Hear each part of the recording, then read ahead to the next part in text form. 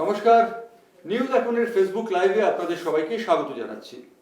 আমার সঙ্গে আজকে এমন একজন অতিথি আছেন যিনি সমসাময়িক স্বাস্থ্য পরিষেবার ক্ষেত্রে সম্যক জ্ঞান রেখে থাকেন। আর আজকের বিষয় অবশ্যই সমসাময়িক, এই কারণে যে করোনা ভ্যাকসিন আমরা জানি ভারতবর্ষে এসে গেছে।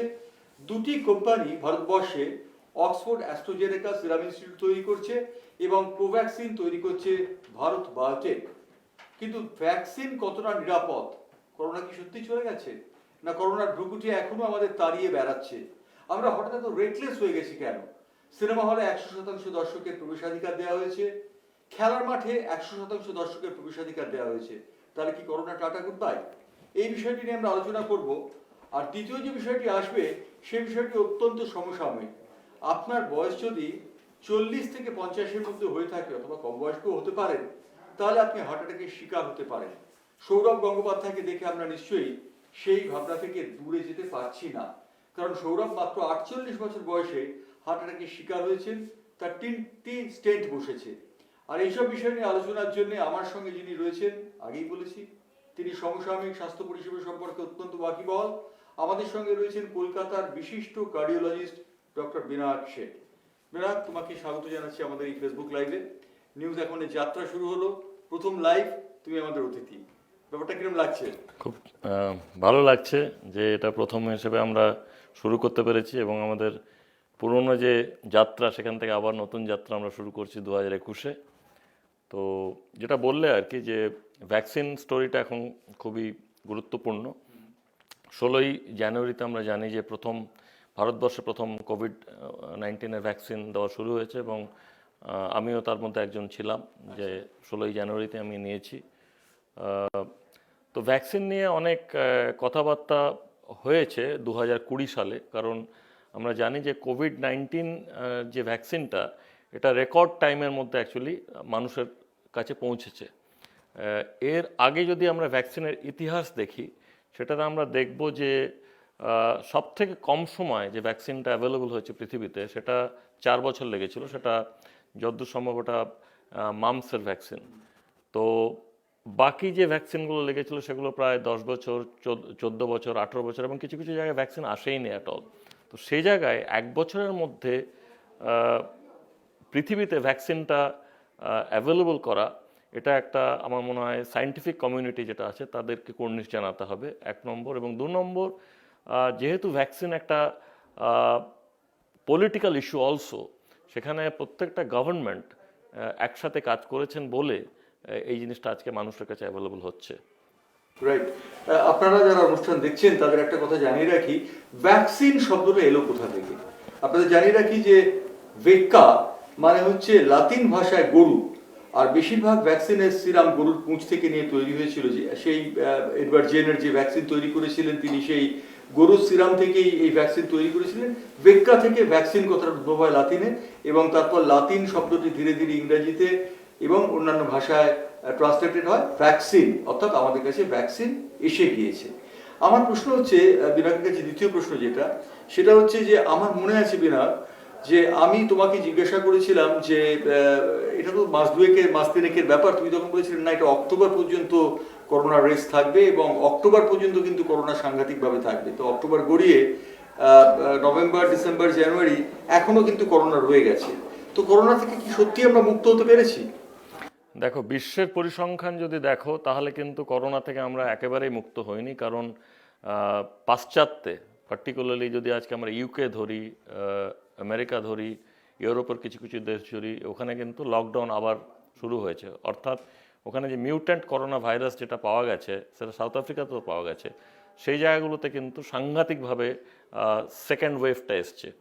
তো ভারতবর্ষে আমরা এখন দেখছি যে যেমন গত 7 দিনে আমরা 8,000 থেকে 11,000 নতুন কেসেস পার ডে হচ্ছে, যেখানে আমরা 90, 95, 1 লাখের কাছাকাছি চলে গেছিলো। তো সেখানে ডেফিনেটলি সংখ্যাটা কম, কিন্তু আমরা সেকেন্ড ওয়েভ আসবে কি আসবে না সেটা এখন আমরা শিওর নই। সেই জন্যই আমার মনে হয় যে ভ্যাকসিনের সাথে সাথে আমাদের আগের যে আমরা সুরক্ষা বিধিগুলো মেনটেন করতাম, সেগুলো কিন্তু মেনটেন করতে হবে। অর্থাৎ মাস্কিং, হাইজিন, হ্যান্ড হাইজিন আর সোশ্যাল ডিস্টেন্সিং, এগুলো মেনটেন করতে হবে। তা তুমি যে প্রশ্নটা করছো যে আমরা কি এখন করোনার থেকে মুক্তি পেয়েছি কিনা আমার মনে হয় উত্তরটা বোধহয় না, কারণ কেউই সেটা এখনো পর্যন্ত বলেনি। পার্টিকুলারলি WHO, যেটা আমাদের ওয়ার্ল্ড হেলথ অর্গানাইজেশন, এবং ICMR, যেটা আমাদের ইন্ডিয়ান বডি, কেউই কিন্তু সেই বার্তা আমাদের দেয়নি যে এখন ভারতবর্ষ কিংবা বিশ্ব অ্যাকচুয়ালি করোনা মুক্ত হয়েছে। অর্থাৎ আমাদের এখনও অনেকটা পথ বাকি আছে আমার মনে হয়। যদিও ভ্যাকসিন এসছে, ভ্যাকসিনটা সিরাম ইনস্টিটিউটে থাকলে ভ্যাকসিনটা হবে না, ওটা মানুষের শরীরে যতক্ষণ না ঢুকছে, এবং একটা ডোজ না, দুটো dose of vaccine with 1 month apart যদি না ঢোকে, তারপরেও আরও 2 সপ্তাহ লাগছে টোটাল অ্যান্টিবডিগুলো প্রোডাকশন হতে, এটা সায়েন্স বলছে। তো ততক্ষণ পর্যন্ত ডেফিনেটলি সুরক্ষা আসেনি। আমরা ভারতবর্ষে এখনো পর্যন্ত আজ অবধি আমি যেটা শুনেছি যে 45 লক্ষ মানুষ ভ্যাকসিনেটেড হয়েছে। তো অনেকটা পথ এখনো বাকি আছে। 130 কোটি যেখানে জনসংখ্যা, সেখানে আমরা যদি ধরেও নিই যে 50%, তা 65 কোটি মানুষের এখনো পেতে হবে। প্রথম ফেজে যারা হেলথ কেয়ার ওয়ার্কার্স তাদের দেওয়া, হ্যাঁ, হেলথ কেয়ার ওয়ার্কার্স যারা, তাদের দেওয়া হচ্ছে। তারা ডাক্তার হতে পারে, নার্সেস হতে পারে, প্যারামেডিক্স হতে পারে, ইভেন আমাদের হাসপাতালের সাফাই কর্মী হতে পারে, সবাইকে তাদের দেওয়া হচ্ছে। সেকেন্ড ফেজে যারা আসছে তারা হচ্ছেন পুলিশ এবং স্যানিটাইজেশন ওয়ার্কার্স, যারা ফ্রন্ট লাইনে আছে। তারপরের স্টেজে যারা আসবে তারা হচ্ছে যারা 50+ এবং যাদের কোমরবিডিটিস আছে, অর্থাৎ ডায়াবেটিস আছে, ব্লাড প্রেশার, ক্যান্সার, ডায়ালিসিস চলছে, লাংয়ের প্রবলেম আছে, এই কোমরবিডিটিস যাদের আছে তাদের দেওয়া হবে।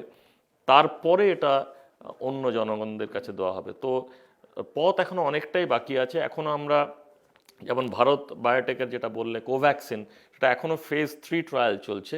যদিও কোভিশিল্ড যেটা অ্যাস্ট্রাজেনেকার অক্সফোর্ড ভ্যাকসিন, সেটা ফেজ 3 ক্রস করে এখন আমরা মানুষদের কাছে দেওয়া হচ্ছে। কিন্তু ভারত বায়োটেকের যেটা কোভ্যাক্সিন, সেটা কিন্তু এখনও ফেজ 3 ট্রায়াল চলছে। অর্থাৎ পৃথিবীতে যদি এখন ভ্যাকসিন ধরো, তাহলে ফাইজার একটা, মডার্না একটা, যেটা আমেরিকাতে প্রডিউস হয়েছে এবং ওটা বিভিন্ন দেশে দেওয়া হচ্ছে। তার লজিস্টিক্সের প্রবলেম আছে, কারণ ওটা -70 ডিগ্রিজে ওটার কোল্ড চেন, সেটা প্রিজার্ভ করতে হয়, ট্রান্সপোর্টেশন করতে হয়। So that is a difficult issue. তারপরে আছে কোভিশিল্ড এবং কোভ্যাক্সিন ইন্ডিয়ার, তারপরে স্পুটনিক যেটা আছে রাশিয়ান ভ্যাকসিন, আর সিনোভ্যাক আছে চাইনিজ ভ্যাকসিন। তাছাড়াও জার্মানিতে একটা ভ্যাকসিন। এই 5-6টা ক্যান্ডিডেট মোটামুটি এখন পৃথিবীতে চলছে, যার মধ্যে কোভিশিল্ডটা খুব এগিয়ে থাকছে, কারণ ওটার কোল্ড চেনটা মাত্র 2 থেকে 8 ডিগ্রি সেন্টিগ্রেডের মধ্যে, মানে ফ্রিজের মধ্যে জিনিসটা রাখা যাচ্ছে। অর্থাৎ এটার লজিস্টিক্যাল ইউজটা কিন্তু খুব ইম্পর্টেন্ট। যদিও এফিকাসির দিক থেকে যেটা বলছে, যে কার্যকারীর দিক থেকে বলা হচ্ছে যে ফাইজারের যে ভ্যাকসিন, সেটা 95% এফিকাসিস, আর কোভিশিল্ড যেটা আমরা ইউজ করছি 70%। কিন্তু 95% এফিকাসি হলেও সেটা কিন্তু মাত্র 5% পপুলেশন পাচ্ছে because of the cold chain problem. আর আমাদের যেটা 70% এফিকাসি হলেও, এটা কিন্তু আমার মনে হয় ইন দ্য নেক্সট 1 ইয়ার বিশ্বের প্রত্যেক কান্ট্রি এটা পাবে। এবং ভারতবর্ষ যেটা করেছে, যে নিজেরা শুধু এটা নিচ্ছে না, এটা অ্যাজ এ গুডউইল জেস্চার, এটা ভারতের যে প্রতিবেশী যারা আছে, যেমন বাংলাদেশ, মায়ানমার, নেপাল, শ্রীলঙ্কা, এদের দেওয়া হয়েছে, মরিশিয়াস, সেশেলস, এবং অনেক দেশ এগুলো কোভিশিল্ডও নিচ্ছে। প্রত্যেকটা দেশকে এটা দেওয়া হচ্ছে অ্যাজ এ ফ্রেন্ডলি জেস্চার। তো বেসিক্যালি কোভিশিল্ড যেটা আমার মনে হয়, এটা কিন্তু অনেকটা দূর যাবে। রাইট। আপনাদের জানিয়ে রাখি যারা এই অনুষ্ঠান দেখছেন তাদের, যে আজকে কলকাতায় কোভ্যাক্সিনের 3rd ফেজ ট্রায়াল শুরু হয়ে গেছে। 3টে জায়গায় এই ভ্যাকসিন দেওয়া হয়েছে। একটি হচ্ছে institute of post graduate medicine, অন্যটি হচ্ছে কলকাতা মেডিকেল কলেজ, এবং তৃতীয়টি হচ্ছে আরজি কর মেডিকেল কলেজ হাসপাতাল। এই 3টে জায়গায় কোভ্যাক্সিনের ক্লিনিক্যাল ফেজ 3 ট্রায়াল আজ শুরু হয়েছে, আর আজকে আমরা এই আলোচনা করছি। তো আপনারা যারা অনুষ্ঠান দেখছেন নিউজ এখনের ফেসবুক পেজে, তাদের নিশ্চয়ই একটু অবাক লাগছে যে এমন একটা মানুষকে আমরা স্টুডিওতে পেয়েছি যিনি ভ্যাকসিন নিয়েছেন। আমি জানি আপনাদের মধ্যে অনেক কৌতূহল রয়েছে যে ভ্যাকসিন নেবো, ভ্যাকসিন নিলে সাইড এফেক্ট কি, ভ্যাকসিন নিলে কি গা ব্যথা হবে, ভ্যাকসিন নিলে কি বমি বমি ভাব হবে, ভ্যাকসিন নিলে কি একটু জ্বর হবে। তো এমন একজন মানুষকে পেয়েছি যিনি ভ্যাকসিন নিয়েছিল, তার কাছে এই প্রশ্নগুলো রাখি, সাইড এফেক্টস কি? ভ্যাকসিনের স্টোরিটা বেশ মজার, বিকজ আমাদের যেটা ছিল, আমার যে নামটা এসেছিল ওটা বোধহয় 19 কিংবা 20 তারিখের ভ্যাকসিনের এটা ছিল। কিন্তু সেদিন বোধহয় যখন 10টা থেকে তো ভ্যাকসিন শুরু হয়েছে, ভ্যাকসিন তখনও পর্যন্ত মাত্র 30 থেকে 35 জন মাত্র নিয়েছে, যেখানে আমাদের 100 জন পার ডে নেওয়ার কথা ছিল। তো সেখানে আমার মনে হয় ইট ওয়াজ ইম্পর্ট্যান্ট দ্যাট যারা সিনিয়র তারা সামনে এগিয়ে এসে ভ্যাকসিন নিয়ে আমি যেটা করেছি ফেসবুকে দিয়েছি। আমরা ইউজুয়ালি কিন্তু মানে এই সব পার্সোনাল ডিটেলসগুলো ইউজুয়ালি ফেসবুকে আমরা দিই না, কিন্তু আমাদের মনে হলো যে ফেসবুকে এই জিনিসটা দেওয়ার প্রয়োজনটা এই কারণেই, এটা মানুষ জানার ব্যাপারটা। এবং তারপরে আমরা দেখলাম যে নেক্সট 3 ঘন্টায় আরও 70 জন কিন্তু এসে নিল ভ্যাকসিন, এবং সেটা শনিবার ছিল। রবিবার আমি বোধহয় 250 থেকে 300টা ফোন কল পেয়েছি, সবাই আমাকে জিজ্ঞেস করছে ডক্টর দেব কিংবা বিনায়ক তুমি কেমন আছো। সো দ্যাট কেমন আছো ওয়াজ হয়তো আপাত দৃষ্টিতে মনে হবে যে ওরা শুভাকাঙ্ক্ষী জিজ্ঞেস করছে, কিন্তু অ্যাকচুয়ালি তারা জানতে চাইছে যে ভ্যাকসিন নিয়ে তুমি ঠিক আছো তো, তো বেঁচে আছো তো। তো বেসিক্যালি এই প্রশ্নটা সবার মনে ছিল, এবং সেটার উত্তর যখন পাওয়া গেছে সোমবারে আমরা দেখলাম যে ভ্যাকসিন আমাদের হাসপাতালে অ্যাটলিস্ট যে ভ্যাকসিনের যে হেজিটেন্সি যেটা ছিল সেটা সম্পূর্ণভাবে কেটে গিয়ে তারপর থেকে কিন্তু সবাই ফরওয়ার্ড এগিয়ে আসছে। তো এই যে ইনিশিয়াল স্টেজটা, এটাতে আমরা দেখতে পাচ্ছি যে এখনও পর্যন্ত ভারতবর্ষে যেখানে বিনামূল্যে গভর্নমেন্ট এই ইনফ্রাস্ট্রাকচার তৈরি করে ভ্যাকসিন দিচ্ছে, সেখানে কিন্তু প্রায় 50%, 50% মানুষ কিন্তু ভ্যাকসিন নিচ্ছেন না। এটা একটা ভ্যাকসিন হেজিটেন্সি বলা হয় এটাকে। তো যে কারণেই হোক মানুষের মনের মধ্যে অনেক সংশয় আছে, কারণ সত্যি সত্যি ডেটা সেরকমভাবে কিন্তু নেই যে ভ্যাকসিনটা কতটা সেফ এবং ভ্যাকসিনটার কতটা পাবলিক ডোমেনে নেই, কারণ সত্যি সত্যি ডেটা নেই। আমাদের যে ডেটাগুলো আছে ফেজ 1 ফেজ 2 ট্রায়ালে, সেই ডেটাগুলো কিন্তু খুব ছোট পপুলেশনের ওপর হয়েছে, 1 নম্বর। 2 নম্বর, সেগুলো কিন্তু প্রায় ইয়াং হেলদি ভলেন্টিয়ার্সদের ওপর হয়েছে। তো বেসিক্যালি যারা বয়স্ক মানুষ, যারা 50+, যাদের কোমরবিডিটিস আছে, এই যে মানুষগুলো, এদের ওপরে ভ্যাকসিন দিলে কি এফেক্ট হবে এটা সত্যি সত্যি অনেকে জানে না, জানতো না। তো ফেজ 1 ফেজ 2 ট্রায়াল যেটা আমরা বলি, ওটা কিন্তু মেইনলি সেফটির জন্য দেখা হয়। তো ভ্যাকসিনটা সেফ কিনা, প্রথম হলো যে ভ্যাকসিনটা নিলাম, সঙ্গে সঙ্গে কি সে মরে গেল, কি সঙ্গে সঙ্গে তার অ্যালার্জিক রিয়াকশন হলো যার জন্য হসপিটালে ভর্তি হতে হচ্ছে, সেই জায়গাটা কিন্তু আমরা এখন মোটামুটি বলতে পারছি কনফিডেন্টলি যে না, সেটার প্রয়োগ হচ্ছে না, সেরকম কোনো ঘটনা ঘটেনি। যদি ঘটেও থাকে, মৃত্যু ডেফিনেটলি কারোর হয়নি ভারতবর্ষে যতদূর আমরা জানি, ডিরেক্টলি রিলেটেড টু ভ্যাকসিন, কিন্তু 2-1টা হসপিটালাইজেশনস হয়েছে। আচ্ছা, এফিকাসির যে ব্যাপারটা, সেটা মানে কার্যকারিতাটা কতটা, সেটা কিন্তু এখনও সে প্রশ্নের উত্তর আমরা কেউ দিতে পারবো না, কারণ সময় লাগবে এটা দিতে। তো আমি যেটা বলছি যে আমার ভ্যাকসিন নেওয়ার পর দিন অল্প একটু গা ব্যথা, একটু জ্বর হয়েছিল, এবং সেটা স্বাভাবিক। যে এটাতে আমি শিওর হলাম যে ডেফিনেটলি কিছু না কিছু ছিল ওটার মধ্যে, ওটা যে ডিস্টিল ওয়াটার নয় শরীরের মধ্যে, এটা প্রমাণিত। কারণ আমরা জানি যে ছোট বাচ্চাদের যখন আমরা টিকা দিই, তারপরের দিন কিন্তু তাদের জ্বর হয়। জ্বর হওয়া মানে হচ্ছে যে ভ্যাকসিন যখন আমরা দিচ্ছি, ওটা একটা আমরা ছোট্ট অংশ ভাইরাসটা শরীরের মধ্যে ঢোকাচ্ছি, এবং আমাদের শরীরের যে ইমিউন রেসপন্স, সেটা থেকে অ্যান্টিবডিগুলো তৈরি হয়। সে অ্যান্টিবডি এবং অ্যান্টিজেনের যে ফাইটটা, সেটার কিন্তু রণক্ষেত্র হলো আমাদের শরীরটা। তো সেই জায়গাটা জানানটা দিয়েছে। তো তাতে আমাদের একটা সামান্য প্যারাসিটামল ট্যাবলেট খেয়ে আমি সোমবার থেকে তো কাজ করছি। অতএব ডেফিনেটলি আমার সেকেন্ড ডোজ হওয়ারও টাইম এসে গেল, মানে 13ই ফেব্রুয়ারি আমি সেকেন্ড ডোজটাও নেব, এবং আমি ডেফিনেটলি মানে লুকিং ফরওয়ার্ড যে সেকেন্ড ডোজটা নিয়ে এই প্রবলেমের থেকে মুক্তি পাবো কিনা। রাইট। আমি জানি যে আমাদের দর্শক যারা অনুষ্ঠান দেখছেন তারা সবাই করোনা বিষয়ে ডক্টরেট হয়ে গেছেন, কারণ গত কয়েক মাস ধরে করোনা করোনা শুনতে শুনতে মানুষ নিজেরাই রিসার্চ করে করোনা সম্পর্কে অনেক উদ্ভট তথ্য আবিষ্কার করেছেন। যেমন একটা তথ্য ছিল যে করোনার ভ্যাকসিন নিলে নাকি ফার্টিলিটি চলে যায়, বাস্তবে তার কোনো সম্ভাবনা নেই। অতএব করোনার ভ্যাকসিন সম্পর্কে গুজব ছড়াবেন না, আপনারা করোনা ভ্যাকসিন নিন, বিনায়কের কথা আপনারা বুঝতে পারলেন। তবে কি ফল হবে সেটার জন্য একটু অপেক্ষা করতে হবে, যে সত্যি কথা সবুরে মেওয়া ফলে, সেই ফলটা আপনারা অবশ্যই পাবেন। তবে আপনারা ডক্টরেট হয়ে যান বা না যান, বিনায়ককে যখন স্টুডিওতে পেয়েছি এই ফেসবুক লাইভে, তখন আমি 2-1টা প্রশ্ন না করে পারবো না। করোনা, একটা মানুষ, তার সর্দি জ্বর হতে পারে, তার গলা ব্যথা হতে পারে, কাশি হতে পারে, সে কি করে বুঝবে তার করোনা হয়েছে? প্রথম হলো যে তোমাকে বুঝতে হবে যে কন্ট্যাক্ট হিস্ট্রি আছে কিনা। ট্রাভেল হিস্ট্রিটা এখন আর রেলেভেন্ট না, বিকজ এখন আমাদের 1 বছর হয়ে গেছে। ট্রাভেল হিস্ট্রিটা প্রথমে যখন শুরু হয়েছিল, তখন বাইরে থেকে যারা ট্রাভেল করছিল সেই ট্রাভেল হিস্ট্রিটা রেলেভেন্ট ছিল। এখন হচ্ছে তোমার কন্ট্যাক্ট হিস্ট্রি। এখন আমি যার বাড়িতে গেছি, তার বাড়িতে যদি কেউ পজিটিভ হয়ে থাকে, সেটা আমরা পরে জানতে পারছি, সেটা তখনই তো জানতে পারছি না। তো সেখান থেকে তারপরে যদি আমার বাড়িতে এসে জ্বর হয়, কাশি হয়, সর্দি হয়, আমরা এই সঙ্গে সঙ্গে আরটিপিসিআর টেস্টটা করবো। বিকজ তখন প্রথমের দিকে আরটিপিসিআর টেস্টটা একটা বিরাট টাবু ছিল, যেটা করা মানে একটা বিরাট হই হই ব্যাপার, পাড়ার মধ্যে এটা থাকতে দিচ্ছিল না, সে বাইরে বের করে দিচ্ছিল, অনেক ঝামেলা হচ্ছিল। তো সেই জায়গাটা থেকে এখন অনেকটা জিনিসটা একটা ফ্লু এর মতন হয়ে গেছে। হ্যাঁ, ও বাড়িতে পজিটিভ আছে, ও কোয়ারেন্টাইনে থাকবে। তো এটা নিয়ে খুব একটা চাপের কোনো ব্যাপার নেই। কিন্তু আমার মনে হয় যদি কোনো সংশয় থাকে, always better to do a test. এই কারণেই এমন হতে পারে যে তুমি পজিটিভ হয়ে তুমি কিন্তু উপসর্গবিহীন হচ্ছ, কিন্তু এমন হতে পারে যে তুমি যে বাড়িতে আছো সেখানে কিন্তু অনেক বয়স্করা আছে কিংবা খুব বাচ্চারা আছে, যাদের করোনা হলে তাদের কিন্তু সমস্যা হওয়ার সম্ভাবনা থাকবে।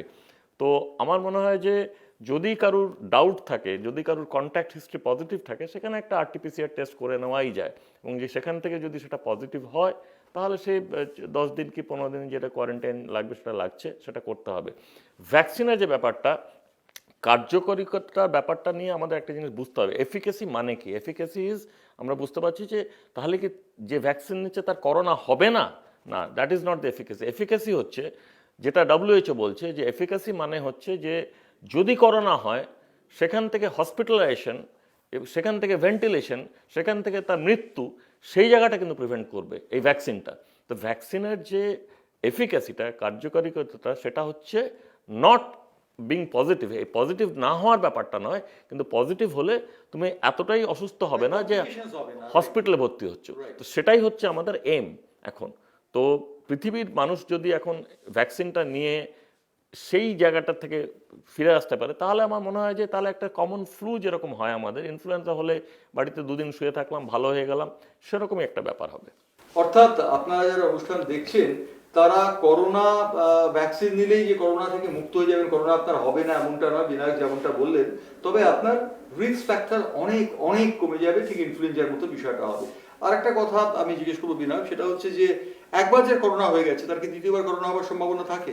হ্যাঁ, 100% থাকে। কারণ পুরো ব্যাপারটাই হচ্ছে যে তোমার শরীরের ইমিউন সিস্টেমের ওপর করোনা হওয়ার পর ওটা তো একটা অ্যান্টিজেন, সেখানে তোমার অ্যান্টিবডি প্রোডাকশনটা কতটা হচ্ছে।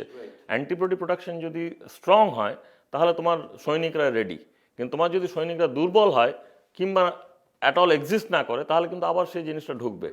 তো সেটা কিন্তু আমরা এখন মাপতে পারছি, শরীরের মধ্যে আমাদের অ্যান্টিবডি লেভেল যেটা, সেটা রক্তে পরীক্ষার মাধ্যমে আমরা কিন্তু মাপতে পারছি। তো কারুর যদি করোনা হয়, আমরা বলছি যে 2 মাস পরে তুমি অ্যান্টিবডি লেভেল করে দেখো, সেটা যদি ভালো থাকে তাহলে বুঝবে যে সেকেন্ড বার তোমার হবে না। প্রশ্ন হচ্ছে যে যাদের করোনা একবার হয়েছে তারা কি ভ্যাকসিন নেবেন? আনসারটা হচ্ছে ইয়েস, তাদেরও নিতে হবে। কারণ যে অ্যান্টিবডিগুলো যখন করোনা হচ্ছে মানুষের মধ্যে যে তৈরি হচ্ছে, সেই অ্যান্টিবডি কিন্তু উইকার কম্পেয়ার টু যদি যে ভ্যাকসিন নিচ্ছে সেটা যে অ্যান্টিবডি তৈরি করছে সেটা কিন্তু অনেক স্ট্রঙ্গার অ্যান্টিবডি। তো বেসিক্যালি F-16 তুমি তৈরি করছো, এদিকে তোমার ছোট ছোট যুদ্ধজাহাজ যেগুলো তৈরি হচ্ছে, তো বেসিক্যালি F-16টা তৈরি করছে কিন্তু করোনা ভ্যাকসিনটা। আর করোনা যখন হচ্ছে তখন কিন্তু ছোট ছোট যুদ্ধজাহাজ তৈরি হচ্ছে, সেগুলো দিয়ে কাজ হবে না। রাইট। আচ্ছা, আরেকটা কথা জিজ্ঞেস করি, তার মানে সাধারণ মানুষ সে যদি গিয়ে একটা অ্যান্টিবডি টেস্ট করে, 2 মাস অন্তর অন্তর আমি অ্যান্টিবডি টেস্ট করলাম, আমার করোনার সম্ভাবনা নেই, সেটা কি সম্ভব? না, করোনা যার হয়ে গেছে সেই করতে পারে। সে করলে বুঝতে পারবে যে তার অ্যান্টিবডিটা কতটা আছে। করোনা না হলে তো তোমার অ্যান্টিবডি তৈরি হচ্ছে না। আচ্ছা, তার মানে করোনা হলে অ্যান্টিবডি তৈরি হচ্ছে। হ্যাঁ, রাইট। আর লাস্ট কোয়েশ্চেন করোনা নিয়ে আমার শেষ প্রশ্ন এটা, যে করোনা বিশ্ব থেকে কবে একদম নির্মূল হয়ে যাবে? করোনা শব্দটা আমরা শুনবো না কবে? এটা কি আগেও ছিল না হঠাৎ এটা আবির্ভূত হলো? না, করোনা তো সবসময় ছিল। যেমন মানে করোনা হচ্ছে একটা এমন একটা ভাইরাস, এটা একটা cold virus, common cold virus হলো করোনা, এবং সেটার থেকে মহামারী হওয়াটা সেটাই হচ্ছে প্রবলেম। যখন আমি সিঙ্গাপুরে 2002-তে ছিলাম তখন কিন্তু ওখানে একটা সার্স হয়েছিল, সেই সময় আমি ওখানে ছিলাম, কিন্তু সেটা কিন্তু সীমিত ছিল ফর 2 বছর, কিন্তু তাতে কিন্তু মৃত্যুহার অনেক বেশি ছিল, কিন্তু খুব কম সংখ্যক দেশ তাতে সংক্রমিত হয়েছিল। তারপরে হয়েছিল মার্স, যেটা হচ্ছে মিডল ইস্ট রেসপিরেটরি সিনড্রোম, যেটা 2012-তে হয়েছিল, সেটাতেও সংক্রমণ কম ছিল। কিন্তু এবার যেটা দেখা গেল বিশ্বায়নের যুগে, মানে প্রত্যেকটা দেশ, অ্যাকচুয়ালি 192টা দেশ বোধহয় আছে, সেটা প্রত্যেকটা দেশেই কিন্তু করোনা ছড়িয়ে গেছে। তো করোনা ভাইরাস যেটা আছে এটা কিন্তু কখনোই টোটালি চলে যাবে না, কিন্তু আমাদের যেটা হবে, হয়তো করোনা ভ্যাকসিন একটা প্রত্যেক বছর হয়তো একটা করে নিতে হবে। রাইট। অর্থাৎ আপনারা যে অনুষ্ঠান দেখলেন আমাদের এই ফেসবুক লাইভের প্রথম পর্বে, তারা দেখলেন যে করোনা পৃথিবীতে থেকে যাবে, কিন্তু ভ্যাকসিনটা নিলে আপনি অন্ততপক্ষে এই যে ঝুঁকি, আপনার হসপিটালে যাওয়া, ভেন্টিলেশনে যাওয়া, এগুলো থেকে মুক্ত হতে পারবেন। অর্থাৎ করোনা হচ্ছে, ভ্যাকসিন হচ্ছে প্রতিষেধক মাত্র। সুতরাং আপনি ভাববেন না যে ভ্যাকসিন দিলে আপনি করোনা আপনার হবে না। সুতরাং করোনা ভ্যাকসিন আপনি নিন, নির্ভয়ে নিন, নিলে ভালো থাকবেন।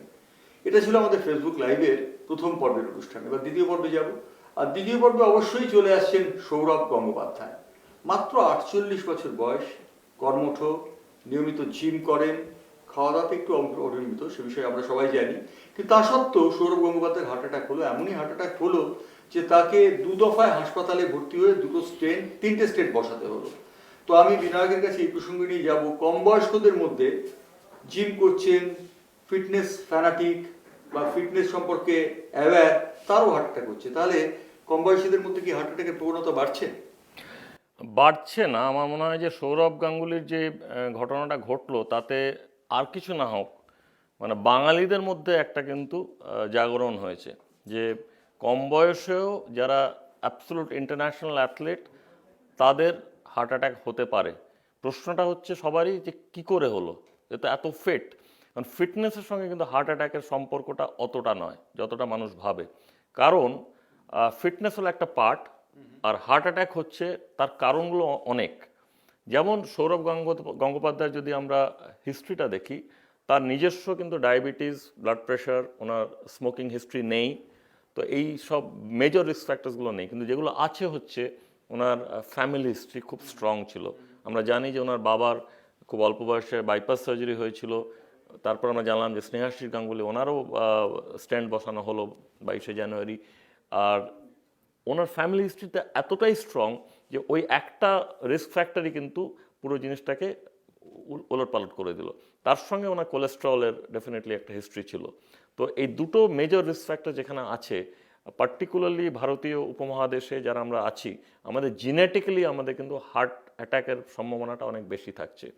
তো ইয়াং যাদের হার্ট অ্যাটাক হচ্ছে কিংবা ইয়াং যাদের হার্টের প্রবলেম হচ্ছে, খালি যে কোলেস্ট্রলের প্রবলেম থেকে কিংবা ধমনীতে ব্লকেজের প্রবলেম থেকে হচ্ছে তা নয়, অনেক অন্য কারণে হতে পারে যেগুলো জেনেটিক প্রবলেম হচ্ছে। মাংসপেশির হৃৎপিণ্ডে যে হৃদযন্ত্র যেটা আছে সেখান থেকে, এটা আমরা হাইপারট্রফিক কার্ডিওমায়োপ্যাথি বলি, সেখান থেকে হয়।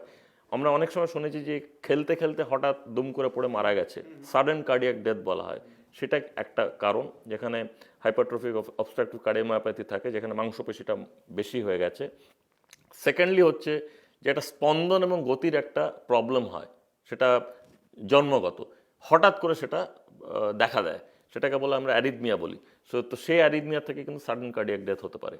তারপরে আমরা জানি যে অনেক ইয়াং ইন্ডিভিজুয়ালস তারা ড্রাগস নিচ্ছে, সেটা আমরা জানতে পারি না, কিন্তু এই ড্রাগ ওভারডোজে হঠাৎ করে কার্ডিয়াক অ্যারেস্ট হয়ে মারা যাচ্ছে। তো বেসিক্যালি এই আমরা যে রিস্ক ফ্যাক্টর যেগুলো জানি সেগুলো ছাড়াও অন্য জিনিসও আছে যেগুলো থেকে হঠাৎ করে কার্ডিয়াক প্রবলেম হতে পারে। এখন সৌরভ গঙ্গোপাধ্যায়ের যেটা ইউজুয়ালি ওই এইজ গ্রুপে যেটা আমরা দেখি, ব্লকেজ একটা থাকে কি দুটো থাকে। ওনার আমরা জানি যে 3টে আর্টারিতে ব্লকেজ আছে, অর্থাৎ ওনাকে কিন্তু ডেফিনেটলি আরও অনেক সাবধান থাকতে হবে। উনি যেটা কিছু করতে পারবেন, ওনার ফ্যামিলি হিস্ট্রি নিয়ে তো উনি কিছু করতে পারছেন না, সেটা তো থাকছেই। তার মানে ওনাকে কোলেস্ট্রল যে ব্যাপারটা, সেটাকে ওনাকে সাবধান হতে হবে। খাওয়া দাওয়ার ব্যাপারে অনেক উনি লাস্ট আমরা শুনছিলাম যে 2-3 বছর উনি অনেক মানে কন্ট্রোল করে ফেলছিলেন ডায়েটকে। একটু থামাবো, আমাকে ফ্লোর থেকে আমাদের একজন সতীর্থ বলছেন, দাদা তো খুব বিরিয়ানি খেতেন, আমিও বিরিয়ানি খাই, আমারও কি হার্ট অ্যাটাক হবে? বিরিয়ানি খেলে হার্ট অ্যাটাক হওয়ার ব্যাপারটা সেরকম না, কিন্তু তার যদি বাবা ঠাকুরদাদার প্রবলেম থাকে, হার্টের প্রবলেম থাকে, এবং অল্প অল্প বয়সে যদি হয়ে থাকে, তা রোজ বিরিয়ানি খেলে তো প্রবলেম হবেই।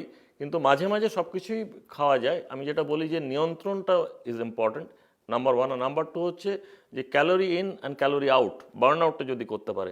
এখন কারুর যদি ফ্যামিলি হিস্ট্রি খুব স্ট্রং থাকে, তাদের যেটা করতে হবে হলো তোমার রেগুলার চেক আপ। মানে এই জিনিসটাই যদি আমরা ধরো 10 বছর আগে জানতে পারতাম যে ওর এরকম ব্লকেজ হওয়ার একটা প্রবণতা আছে, তা ডেফিনেটলি 3টে স্টেন্ট বসানোর কোনো জায়গায় থাকতো না। সেই জায়গাটা আমরা সেভাবে ওষুধ দিয়ে কিংবা অন্য পদ্ধতিতে জিনিসটাকে আটকে দেওয়া যেত, সেটা কিন্তু প্রিভেন্টেবল।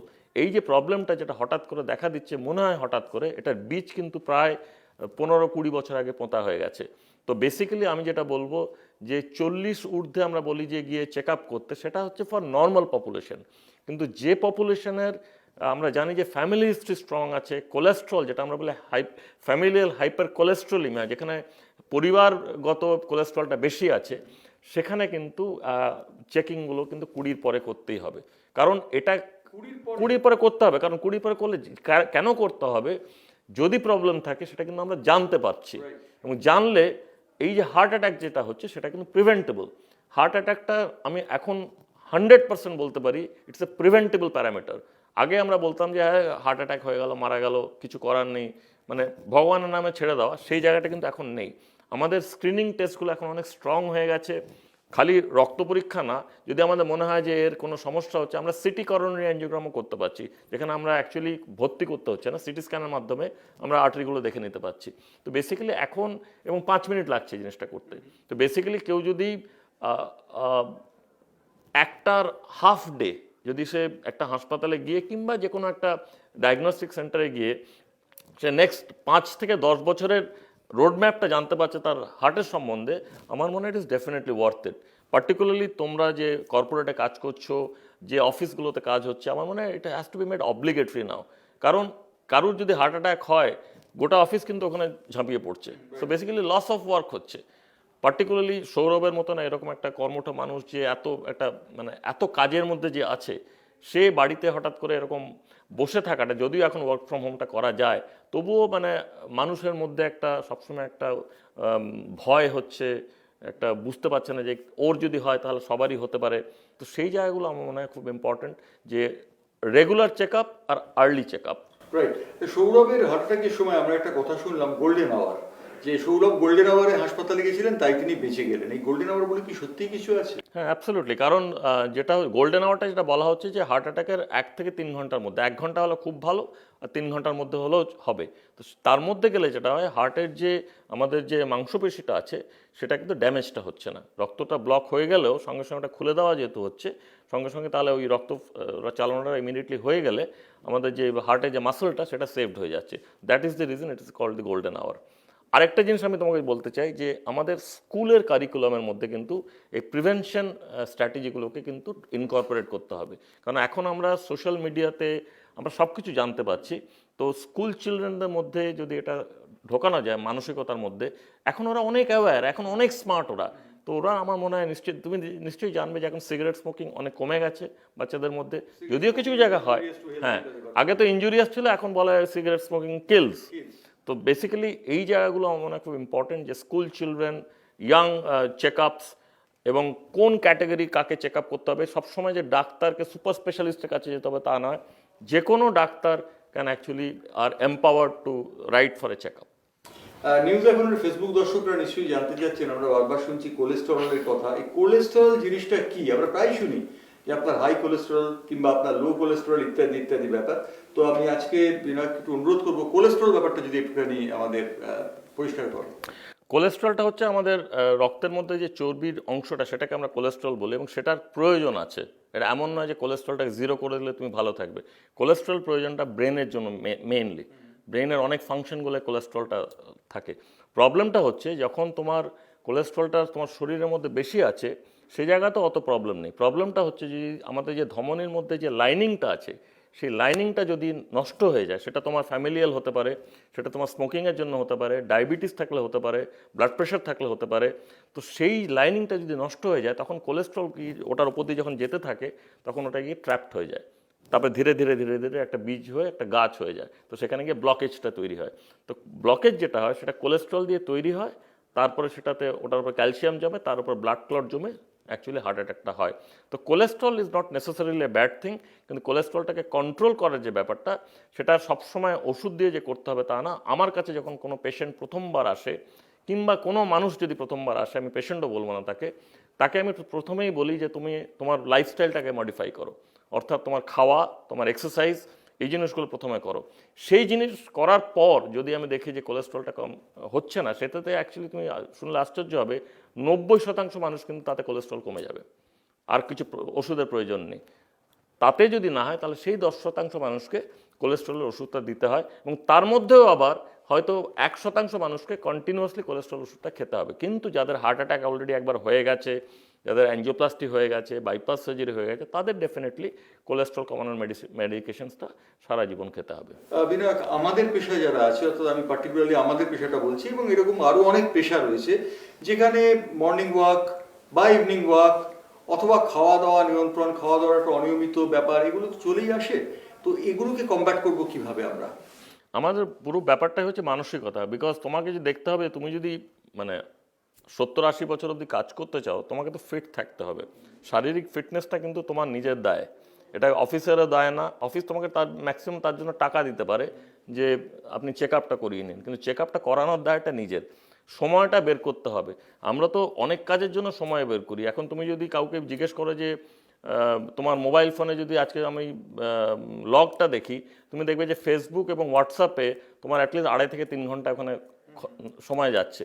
তো সেই সময়ের মধ্যে তুমি যদি আধ ঘন্টা তুমি বের করে তোমার শরীরচর্চা এবং ইভেন আমি বলছি তোমার প্যাশন, তুমি ধরো বসে আছো, বসে তুমি গান শুনতে পছন্দ করছো, সামথিং উইচ রিল্যাক্সেস ইউ, তুমি রিল্যাক্সেশনটা যদি করতে পারো, সেটার জন্য তোমার দৌড়ঝাঁপ করার দরকার নেই। সবাই তো দৌড়াতে পারছে না, জায়গাও নেই দৌড়ানোর, সময়ও নেই।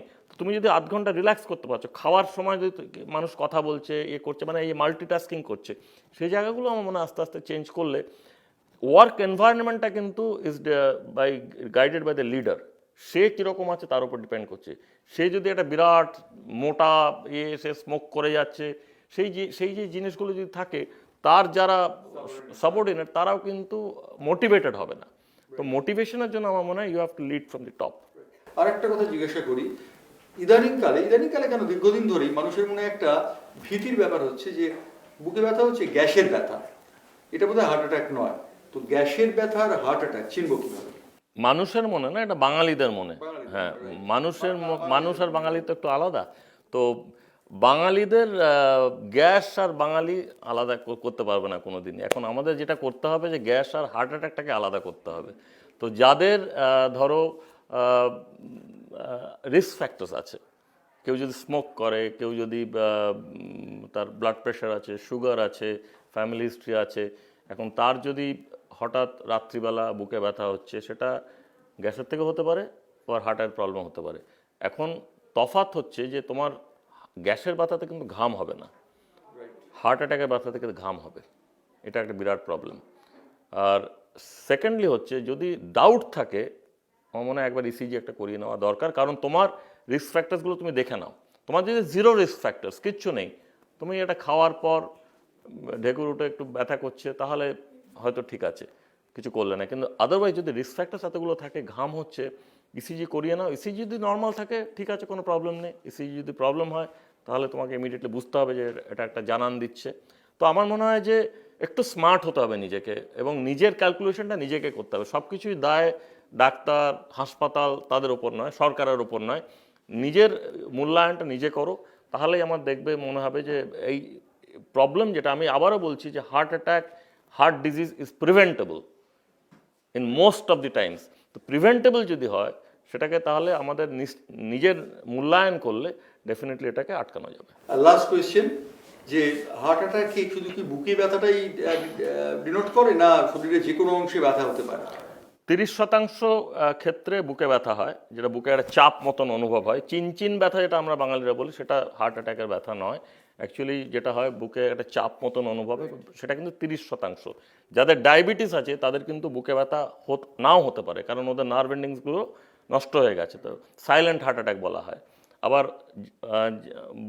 তোমার ব্যথা পিঠের ওখানে হতে পারে, সেটা গলব্লাডারের ব্যথা হতে পারে, হার্ট অ্যাটাকেরও হতে পারে। বাঁ হাত দিয়ে নাড়তে পারে, চোয়ালে ব্যথা হয়ে মানুষ দাঁত তুলেই ফেলেছে কিন্তু হার্ট অ্যাটাক হয়েছে, সেরকমও ঘটনা ঘটেছে। আরেকটা যেটা খুব ইম্পর্টেন্ট হচ্ছে, মহিলাদের হার্ট অ্যাটাকে কিন্তু বুকে ব্যথা অনেক সময় হয় না, এবং অন্য কোনো সিমটমস হয় না, ওদের খালি একটা আনইউজুয়াল ফেটিগ হতে পারে। সেই ফেটিগের জন্য ওটা কিন্তু হার্ট অ্যাটাকের একটা ওয়ার্নিং সিগন্যাল হিসেবে আমাদের ধরতে হবে। রাইট। অর্থাৎ আপনারা যারা অনুষ্ঠান দেখলেন আমাদের ফেসবুক লাইভে নিউজ এখনে, তারা নিশ্চয়ই বুঝতে পারলেন যে সৌরভ গঙ্গোপাধ্যায়ের হার্ট অ্যাটাক মানেই তরুণ বা কম বয়স্করা হার্ট অ্যাটাকের শিকার হবেন তা নয়, কিন্তু সাবধানতা, prevention is better than cure, এই আপ্তবাক্যটা মনে রেখে 20-র পর থেকেই চেক আপে যান। চেক আপ করুন নিয়মিত, এবং প্যারামিটারগুলো দেখে নিন, তাহলেই আপনি সুস্থ থাকবেন। আর খাওয়া দাওয়ার ব্যাপারে পরিমিতি বোধ চাই। তবে ডক্টর বিনায়ক দেব আমাদের স্টুডিওতে আজকে বলেছেন খেতে পারেন, কিন্তু নিয়ন্ত্রণ রেখে, এটা কিন্তু সব থেকে বড় কথা। সুতরাং আজকে যারা নিউজ এখন ফেসবুক লাইভ দেখলেন, দুটো বিষয়, একটা হচ্ছে করোনা ভ্যাকসিন কতটা নিরাপদ, বিনায়ক নিজেই করোনা ভ্যাকসিন নিয়েছেন, অত নিরাপদ যে সেটা বুঝতেই পারছি, আমাদের স্টুডিওতে এসে কথা বলছেন। আর দ্বিতীয়ত, সৌরভ গঙ্গোপাধ্যায় বয়সী যারা বা তার থেকে কম বয়স্ক, তারা কিন্তু সাবধান থাকবেন। সাবধানতা একটা কারণেই, সেটা হচ্ছে আপনাকে প্রথম থেকেই কিছু প্যারামিটার নিজেকে ঠিক করে নিতে হবে নিজের ভালো থাকার জন্য। ফেসবুক লাইভ আজকে এখানে শেষ করছি নিউজ এখনই। ধন্যবাদ বিনায়ক আমাদের সঙ্গে যোগ দেওয়ার জন্য। নমস্কার।